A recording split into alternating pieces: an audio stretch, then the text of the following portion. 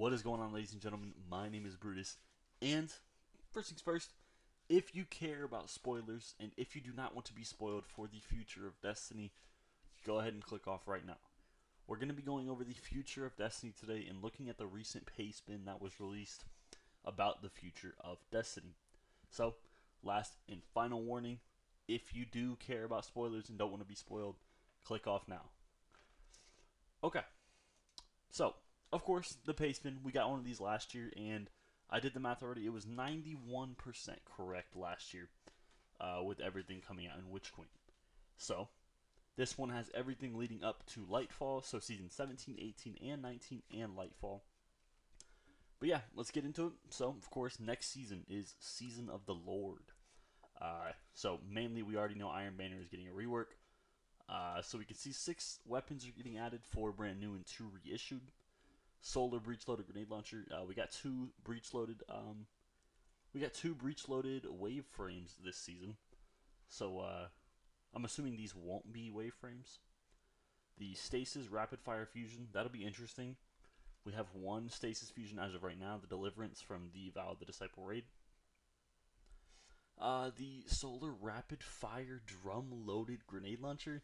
Wow, that sounds insane, actually. Does that just mean like a heavy grenade launcher? I'm not sure what that means. I'm assuming that just means a heavy grenade launcher. And a void precision auto rifle. That'll be cool. It's just gonna be age old bond, I guess, but that archetype of auto rifle actually sucks, so it'll be interesting. Frostmire's Hex. This is a 260 scout rifle. I know this weapon.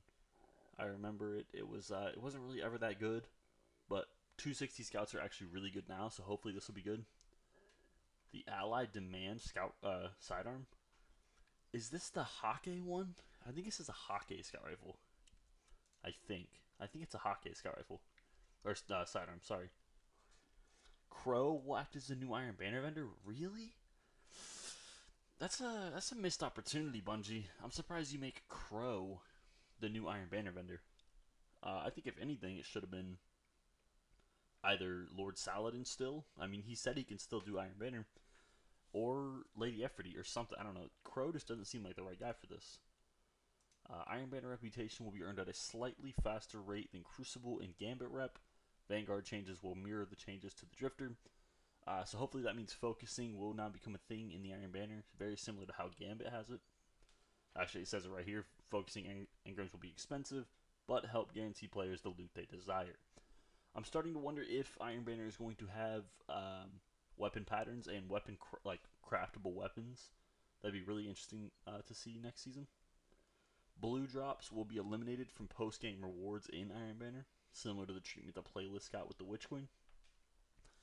Armor focusing will be available and will function similar to the drops from the final encounter of Pit of Heresy. Armor focus. What does that mean? Pit of Heresy? There's no focusing. Armor focusing will be available and function similar to the drops from the final encounter in Pit of Heresy? Does that mean guaranteed high stats? I don't understand. I'm sure it has something to do with high stats. Iron Banner is getting a new seal, the guildable seal called the Iron Lord. That'll be really, really cool. Difficulty is similar to Conqueror or Flawless, so single season should be pretty easy to get. And it says it's guildable, so thank God. Ooh, what is this? There will be a rotating daily flame, whether either arc, solar, void, or stasis, visible in the courtyard. During each flame, players using the corresponding subclass, we'll see an increased charge rate and damage output for their abilities. That's modifiers in PvP. Modifiers in PvP. I don't know. I don't know about all that.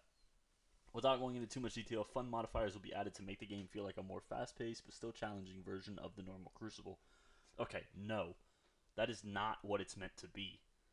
It's not meant to be a faster-paced version of Crucible. It's meant to be a more competitive version of Crucible. That's what the Iron Banner is. You know it's bad when Bungie can't even follow their own standards for the Iron Banner. Oh, great. It gets better. Eververse will celebrate the Iron Banner rework by selling old Iron Banner ornaments and new Iron Banner cosmetics. And don't forget, for silver. For silver. Bungie, this is just like you're dick teasing every player that didn't play back then. I have these sets, but for every player that didn't play in year 1 and 2, you're cock teasing them, and it's awful. All right, so that's it with the Iron Banner. That was okay. I mean, the last like 4 lines really pissed me off, but getting into the story, the Plaguelands return to the Cosmic Realm as originally planned. The first time I saw this, um, I think this means instantly that it's not going to be King's Fall returning in 2 seasons. It's going to be Wrath of the Machine, and I'm not a fan. I wanted it to be King's Fall, but whatever. The season will focus on Lord Saladin.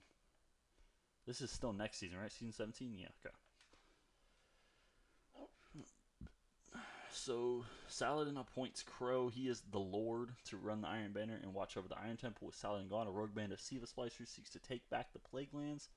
After pushing back the waves of Splicers and recovering the ancient Warmind node, with the help of Anna Bray, the Warmind is reassembled. So, Rasputin returns. Okay. Reprise Strike, the Wretched Eye. Love, love this strike. What I don't love is how difficult this strike is going to be as a GM. This strike is going to suck as a GM, ladies and gentlemen. I will say that right now because literally it's such a trap. There's nothing they can do to make this strike easy. The final boss room of this strike, if you didn't play in Destiny 1, has 3 different types of enemies. First off, it has an ogre. An ogre is void. It also has a captain-like enemy. Captains are solar with shrapnel launchers.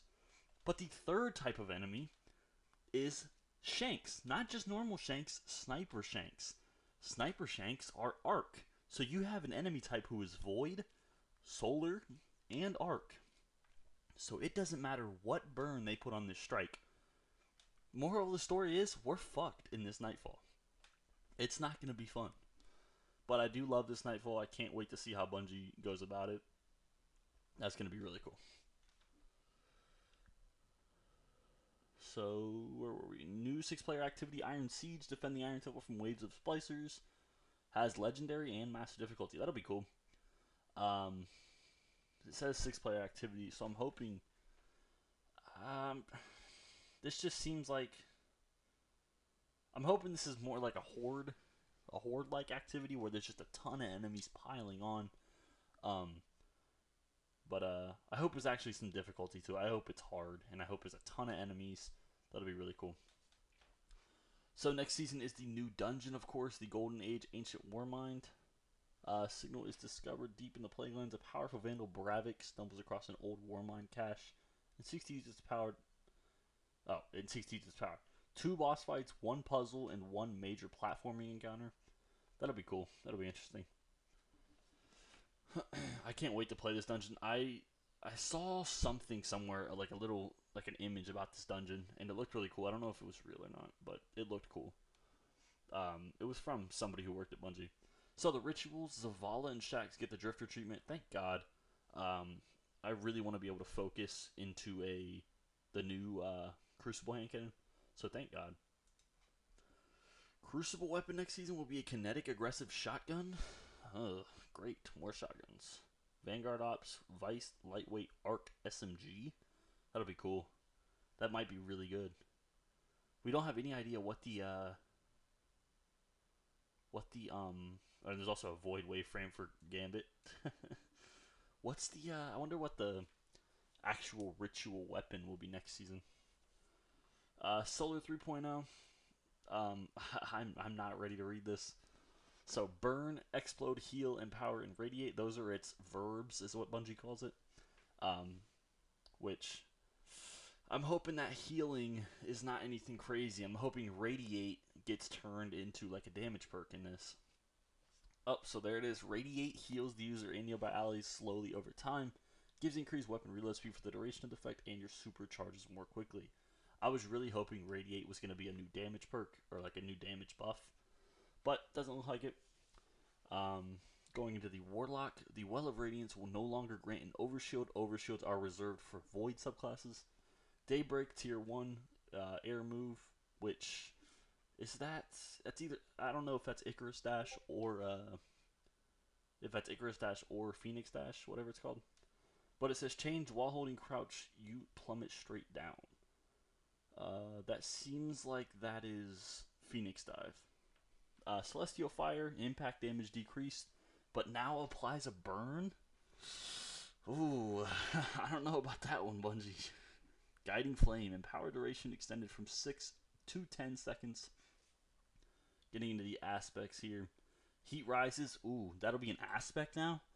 I can't wait to have uh, Heat Rises on a Well of Radiance. That'll be cool. But I'm also interested. We're getting Solar next season. I thought it was Arc. Whatever. Benevolent Dawn, didn't notice any changes. That's whatever. Divine Protection no longer gives an Overshield. That's interesting. Well, I guess Overshields are to Void only. Icarus Dash, I didn't notice any changes. Okay, so that confirms that the air move up here. Oh wait, this is just in Daybreak. So never mind. That's just in Daybreak. So Icarus isn't changed, but the move while in Daybreak is changed. So going into Hunter's Golden Gun, hitting 3 consecutive headshots now gives a 4th shot. What was that exotic called in Destiny 1? Acleophage Symbiote. That's just getting turned into an intrinsic thing in Golden Gun. Blade Barrage, defeated enemies now explode, kind of like Bloom from Void. PvE damage is doubled. Wow. Doubled? That's a lot. The melees, weighted knife precision kills now grant Radiate. That'll be cool. Hunters have a healing source now. Of course, other than Wormhusk. Knife Trick, decrease cooldown. Explosive Knives, knives stick to walls and explode when enemies are in proximity. Practice makes perfect, now grants Radiate, sure. Knife Party, which is brand new. Kills with throwing knives cause enemies to explode. I'm hoping that this new explosion system with Solar 3.0 is actually really similar to Bloom from Void 3.0. Or, I don't know what the fragment's actually called, but it's Bloom is what it used to be. Where do we leave off? Combat Medic, burn damage heals you. Wow, hold on. Burn damage heals. I could be crazy, but I'm pretty sure that... Where did it? Celestial Fire now causes enemies to burn, and burn damage heals you? Really? This is an aspect, I guess, so... yeah, we'll be alright then. I'm thinking of fragments. An aspect is specific to that class, so we're good. Going into the Titans, Burning Maw, consecutive hits on the same target now increase super damage. Hammer of Soul, hammers explode by default now. Thank God. That was so dumb that was a perk, and that was only on one tree of Hammer of Soul. Mortar Blast causes enemies to explode and burn. Throwing Hammer is unchanged. I'm surprised by this. I figured they would have really altered like the damage or a couple things on it. So aspects for the Titans: Sunspots are an aspect. Defeating targets with any solar ability, burn or explode. Creates a sunspot at their feet. Standing inside a sunspot empowers you and causes your abilities to recharge faster. We got Tempered Metal. Rework slightly. Solar ability kills cause nearby allies to radiate. That'll be really good. That will be really, really good. Roaring Flames is unchanged. I forget what this is actually. Rage of Vulcan. When targets explode, they cause nearby enemies to burn. That'll be good. Now we're on to the fragments. Okay, so this is what I was thinking of. These are the interchangeable ones. So, of course, there's more than just the 5 that we see here, but Cast of Destruction, grenade kills cause enemies to explode. Cast of Everflame, increased duration of heal, empower, and radiate effects. Cast of Radiance, casting your super grants radiate. That'll be really good. Cast of Play, your melee causes enemies to burn. I'm going to be using that for sure. Cast of Fire, your burn and lingering effects last longer. And of course, many more that we have yet to see. Wow, so Solar 3.0, I mean, I expected it to be the worst one. Of course, I don't think this is going to be better than Void 3.0, but I thought I thought this season we were going to be getting Arc, but it looks like we're getting Solar, which makes me think Arc is going to be a lot better than Solar. But we are not even kind of close. We still got the whole sandbox. Hesitant to touch Void 3.0 until it's been out for a season. Of course, that's saying Bungie is. They want to get a lot of feedback before they change anything about Void 3.0. So they'll probably wait until next season, as in season 18, to mess with it. The team is looking to address fusion rifles and hand cannons in the Crucible. Okay, fusions, yes. Hand cannons. Hand cannons aren't insane. It's just hand cannons have been so dominant and so they have just such a grasp on the Crucible that there needs to be more variety. It seems like everybody's primary is always going to be a hand cannon, or at least all of the high end players are always going to be using hand cannons. I don't think hand cannons need a nerf, but I think the variety of primary just needs to change. Heavy grenade launchers are not in a good spot. They are a hybrid damage and add clear weapon, but they don't fit that role. No, they actually suck complete ass. So, please. I hate this already because I see the word Gallahorn in here. Also considering a nerf to Gallahorn as it is very hot, but wanted to wait a few months. Okay, I don't think Gallahorn is broken. That's not me hating, or that's not me defending it because I use Galley. Just because Gallahorn really stepped into the light this season because of Unlimited Heavy and Gambit does not mean that Gallahorn needs a nerf. I mean, like, come on. Gallahorn deserves to be a good weapon. It's not even the best rocket launcher. It's not even the best in class. It's the best exotic rocket launcher, but it is not the best rocket launcher. I don't think it needs a nerf. If anything, it needs a nerf in Gambit alone, maybe in Crucible, but in PvE, it does not deserve to be nerfed. Looking into ways to bring up underused archetypes in PvE, such as sidearms and auto rifles. Yes, please. I mean, auto rifles suck, and sidearms are not bad. They are not underused. That is bullshit. Solstice of Heroes. I doubt this gets changed at all. It will be in the EAZ again. No significant changes. Armor appears to be more vibrant this year. Whatever. Oh wow! It only took them 1,000 days. But there will be a new PvP map set in the Throne World. Season Pass exotic appears to be a SIVA infused solar scout rifle. Hey, bro, I'm just saying. If it was gonna be a scout rifle, it should have been Tlayluck. It should have been Tlayluck. That's all I'm saying. Season 18, Season of the Lies. Here we go. There's a lot here. Alright. Season 18, Season of the Lies. So, let's talk about this first. Originally planned to bring back Wrath of the Machine with the Plague Lines, but there were problems. Instead, King's Fall returns in Season 18. Thank you. First off, thank God. Wrath doesn't deserve to be in the game. It needs to be King's Fall. I can't wait for King's Fall. It's gonna be great. The world's first run is gonna be great. It's the better raid in my opinion. I'm surprised that they were even planning on Wrath of the Machine. It just doesn't feel like it fits the story that well. But whatever. Saint 14 and Mithrax reveal their massive project using the corpse of Curia. They reconstruct the events leading to Savathun's rise to power. The season revolves around trying to understand the lies Savathun spoke. Major characters include Mithrax, Saint 14, Crow, Rasputin. The season concludes with Amaru attempting to revive Savathun, but he is killed by Crow. So if you don't know who Amaru is Savathun's ghost, so it seems like Amaru was trying to revive Savathun, of course, but he is killed in the process by Crow. So, there's the entire Season 18 story for you, if you wanted to be spoiled. Arc 3.0, doesn't seem like there's a lot here. Verbs, just like we were talking about earlier, are Disorient, Electrify, Chain, Reflect, and Quickness. Quickness, I like that. Is Arc going to have a lot of movement mechanics? Because if so, that would be awesome. I would love that. If there were a bunch of movement, just like in Destiny 1 they had fleet-footed. I really liked fleet-footed on my Hunter.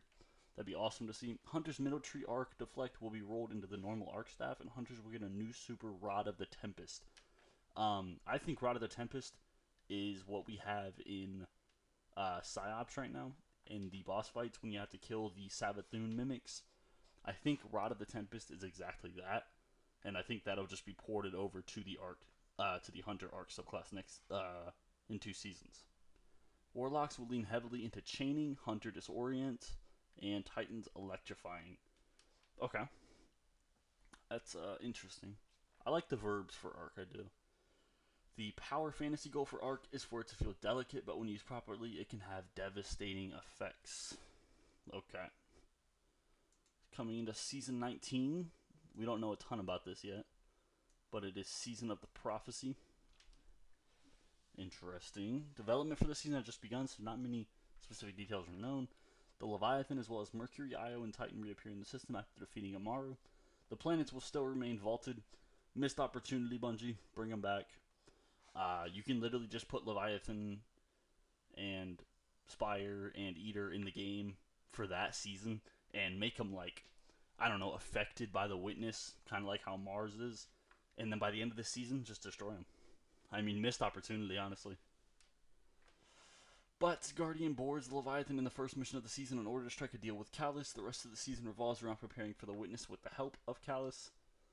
At the conclusion of the season, a cutscene will show the Witness entering the system and killing Callus for betraying him before turning his attention to Earth and the rest of the Soul.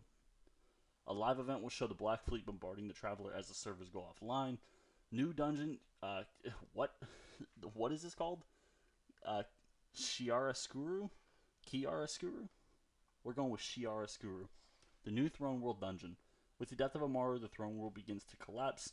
Of course, it is Savathun's Throne World, so it will begin to collapse with the death of her ghost. But in Chiaroscuro, the Guardian is able to sever the link to Savathun and stabilize the Throne World. Oh, that's a lot of words. Lightfall. So this will be the next DLC, of course, as we know. Well, the final DLC that we know of, in fact. Tentative release date is the 21st of February, 2023. So about a month a year and 2 months from now. Nah, not even that. 10 months from now. I'm an idiot. I was going backwards. 10 months from now, this will be out. Planning to develop a legendary campaign even bigger and better than Witch Queen. The aim is for at least 2 more missions than the Witch Queen campaign. The goal of the campaign is to pay tribute to the original Destiny 2 campaign, going from planet to planet, gathering our losses before eventually assaulting the Earth where the Witness has captured the Traveler. We will receive a new weapon archetype. That's interesting. I'm trying to think of what that could possibly be. I don't know. The Lightfall raid appears to take place inside of a Traveler, but maybe not the Traveler. Guided games will finally be out of beta. This, I totally forgot this was still in the game. Like, I see the node every time I do a raid, but, like, I literally just recently, like, remembered that it's in the game. And people actually use it. It's crazy. But it will be replaced with an LFG system. Joe, as in Joe Blackburn, is a huge proponent of this, and is the new director. He has made big strides to getting an LFG system into the game. EDZ and Nessus will be vaulted this year after the team found issues in late development last year. It is undecided if the Dreaming City will enter the vault. Discussion is still happening. The team has plans to vault Luna with the final shape. Of course, Luna being the moon. And then the final shape, from what I can gather, the final shape is the goal of the Sword Logic, the Witness, and his Black Fleet. Well, that's it. That's it. That is the future of Destiny right now as we know it. This will be linked down in the description if you want to read for yourself and you don't want to listen to me read. But yeah, I mean, let me know what you guys think. I got some things in here I'm not really happy about, but for a majority, it seems like we're headed in the right direction. I hope there's more added to Crucible, not just one map. I think Crucible as a whole needs a complete overhaul. I think they really need to work a little bit more on PvP and start balancing in between rather than just balancing one side and that being the balance for both. They need to balance PvE and PvP. But yeah, I think they're going in the right direction. But yes, let me know what you guys think. If you guys did enjoy, please leave a like, a comment, and subscribe. Thank you guys. I'm out.